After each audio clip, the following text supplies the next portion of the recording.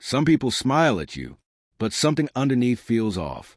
You sense tension, distance, or quiet hostility, even though you've done nothing wrong. Resentment is one of the most misunderstood emotions. People assume it comes from harm, betrayal, or competition. But according to Carl Jung, resentment most often arises when someone is confronted with a part of themselves they have avoided. In other words, resentment is not about what you did. It is about what your presence awakens.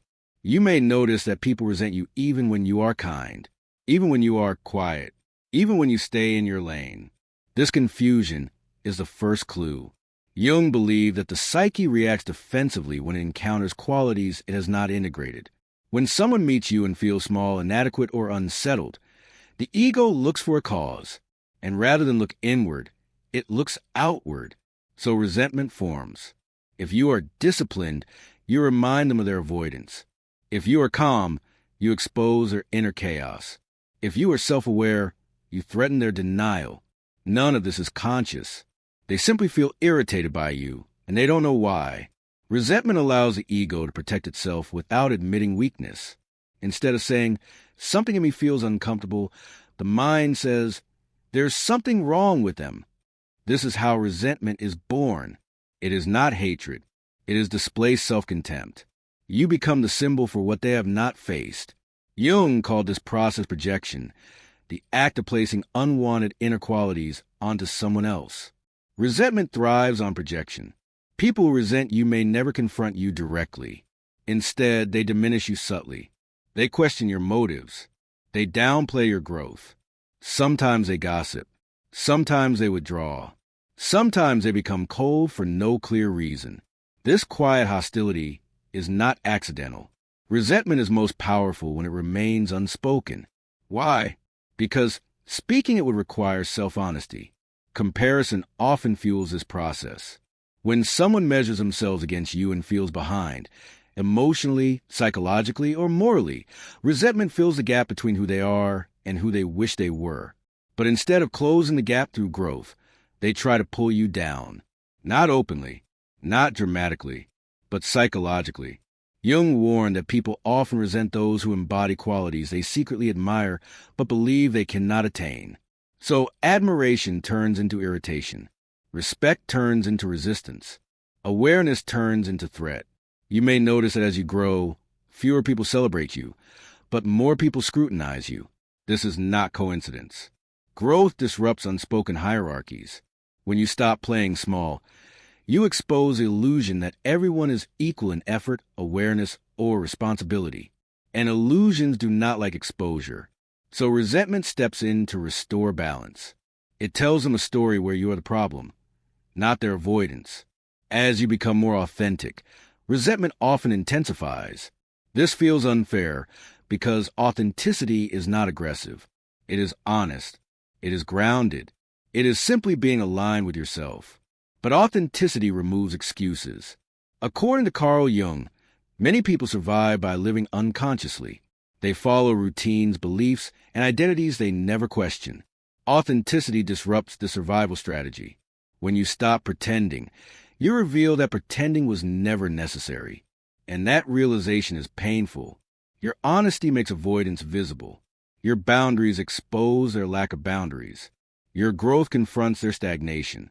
So resentment grows, not because you're doing too much, but because you're doing less pretending. Resentment often wears a respectable mask. It sounds like concern. It looks like advice.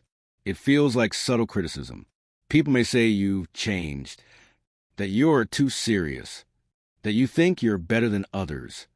These are not observations. They are projections. Jung believed envy is most dangerous when it disguises itself as moral judgment. Instead of admitting, "I feel behind," the ego says you're wrong. This allows resentment to feel justified, and justification makes it persistent. One of the hardest truths to accept is this: being kind does not prevent resentment. In fact, kindness paired with strength often increases it. Why? Because kindness removes the excuse of victimhood. If you were cruel, resentment would feel logical. If you were arrogant, resentment would feel earned.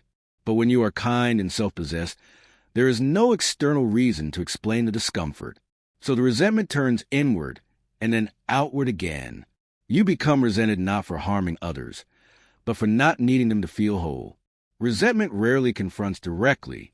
It leaks through sarcasm, through exclusion, through silence. People may stop supporting you, stop acknowledging your presence, stop engaging openly. This withdrawal is not neutrality. It is emotional self-defense.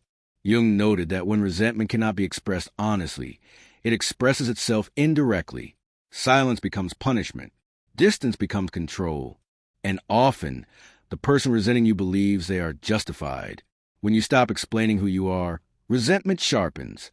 Explanation gives others a sense of control. It reassures them that they understand you.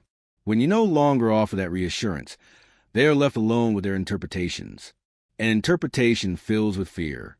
They imagine arrogance. They imagine judgment. They imagine rejection, none of which may be true. But resentment does not require truth, only discomfort. Jung believed individuation always creates friction.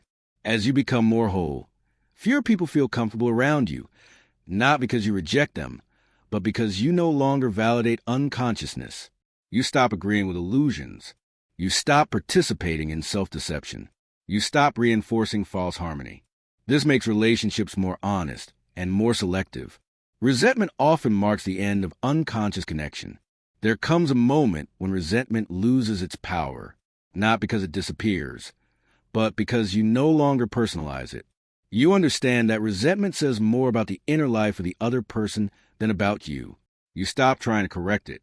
You stop trying to soothe it. You stop trying to earn approval. You let it exist without carrying it. This is freedom. Eventually, you stop trying to understand every reaction. You stop asking why some people resent you. You stop softening yourself for comfort. You stop adjusting your presence to fit unstable environments. Not because you become indifferent, but because you become integrated. You realize resentment is not always something to fix. Sometimes it is information. It tells you where honesty is unwelcome, where growth is resisted, where self-awareness is avoided. Your presence no longer seeks approval. It no longer defends itself. It simply exists. And that existence carries quiet authority. Not authority over others, authority within yourself. Not everyone will be comfortable around you. That is not a flaw.